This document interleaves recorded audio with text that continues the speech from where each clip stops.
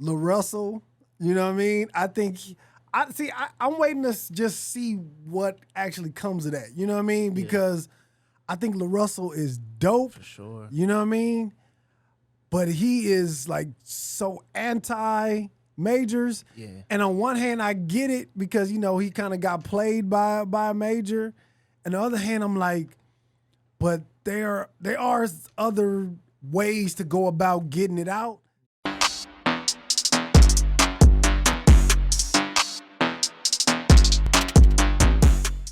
I remember last time we talked about indie or major, right? Yep. I kind of changed my tune a little bit. You know what I mean? Okay. Because I see as a business, right? And instead of just saying, "Hey, I just want to be all independent," it's strategic partnerships that you can link with somebody else that that they do something well, you do something well. Let's put it together. Let's get in this car together, and we can make some bread together. You know what I mean? And so that's really what I think independent artists should start doing. Yeah. Develop their own company, partner with another machine or a company that can actually amplify their music and get it to as many people as they can. Yeah. I think that's the smarter business move. You know what I mean? Agree. And I think the big independent big dogs, they gotta tell the story better. Like they don't tell the story like really like well. You know what I'm saying? They just like, we did it ourselves. Woo. It's like, no, you didn't. Somebody put up 50 racks for you to be able to break through. You know what I'm saying? Like it's not, you know what I'm saying? It's not just like, oh, I'm gonna post my song and then boom, it goes. That's just not how it works. And so we gotta stop telling this fairy tale, especially to the youngins, and because it's messing up the quality. Right? So they just thinking like, oh, okay, we just do it off our phone and boom, throw it out. No, like these independent artists, the ones you love, the Larry Junes, he started with, X amount of dollars. Like, Currency started with X amount of dollars. Like Wiz started with X amount of dollars. All of these independent Nip started with, you know what I'm saying? Hove, like, you know what I'm saying? Who was like the most important independent artist ever. They started with a big bag to do that independently. It costs, you know what I'm saying? And so, we gotta stop like just making it seem like the majors is just super evil. It's really a negotiation game. I think is part of LaRussell. You know what I mean? I think I'm waiting to just see what actually comes of that. You know what I mean? Because I think LaRussell is dope. For sure. You know what I mean? But he is like so anti majors. Yeah. And on one hand, I get it because, he kind of got played by a major. And the other hand, I'm like, but there are other ways to go about getting it out. Yeah.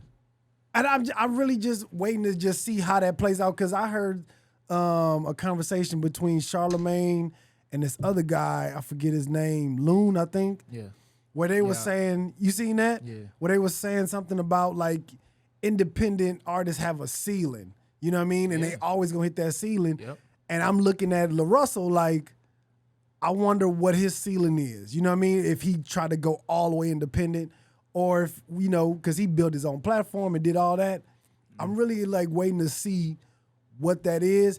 And if there's anybody else that could plug into him or his machine and break. Yeah, you know what I mean? Yeah, I mean, I think when you talk about that, right? So the two like people that I studied, really when I started doing this and was like, okay, we're gonna go independent for real, was Macklemore and Chance the Rapper, right? What people don't know about Macklemore was when Thrift Shop was the biggest song in the world, he was independent.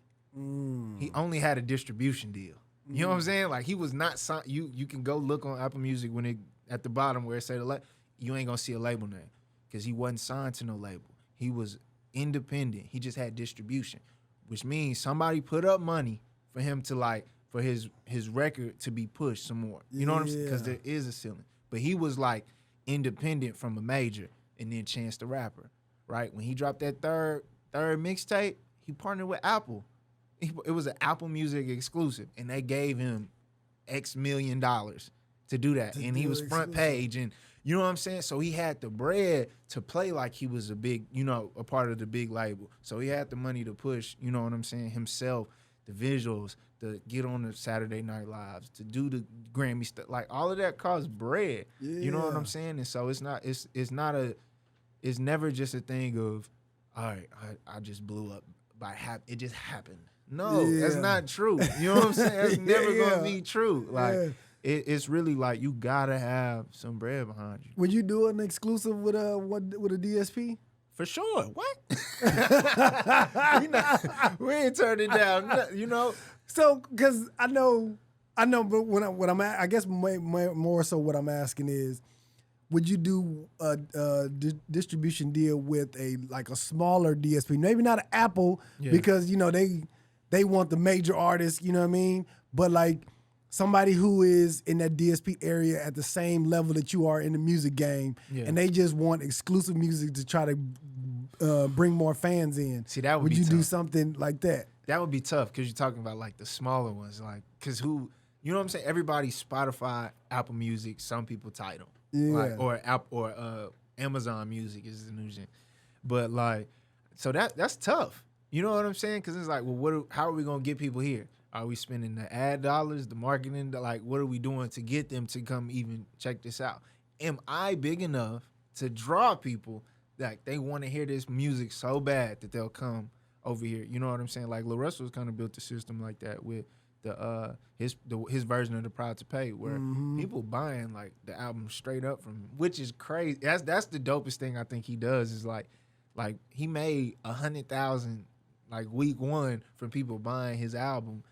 And then, you know what I'm saying? Like, he only streamed, he had 4,000, purchases from streams or whatever. Like, that's so impressive. You know what I'm saying? That's so impressive that people would spend their hard-earned money nowadays. I wonder why more artists don't do that. I think it's fear, just being real. It's really? Just fear, yeah. Because the numbers matter so much. You get in them conversations, them label conversations, the numbers matter so much.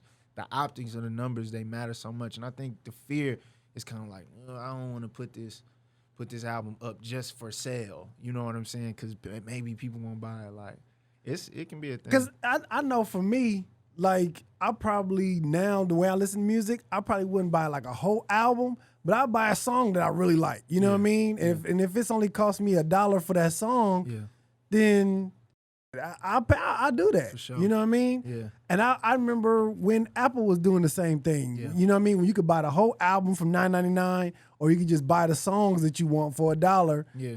And I don't know how that trickled down to the actual artist, but I was like, I'd rather something, because I guess the way I listen to music, I ain't listening to a whole album. You know what I mean? Yeah. But I'll listen to, if I got a song that should be on repeat. For sure. You know what I'm saying? For sure.